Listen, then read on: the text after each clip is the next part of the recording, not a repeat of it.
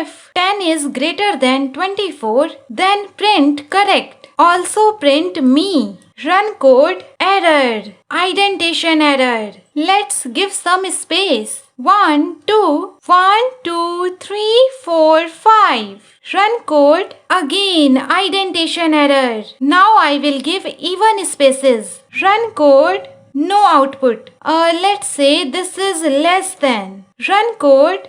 Now we got the correct output. Correct me. So do we always have to give 2 spaces? Not really. 3, 4. 3, 4. Run code. Again we got correct me. Like, share, subscribe for more Python videos.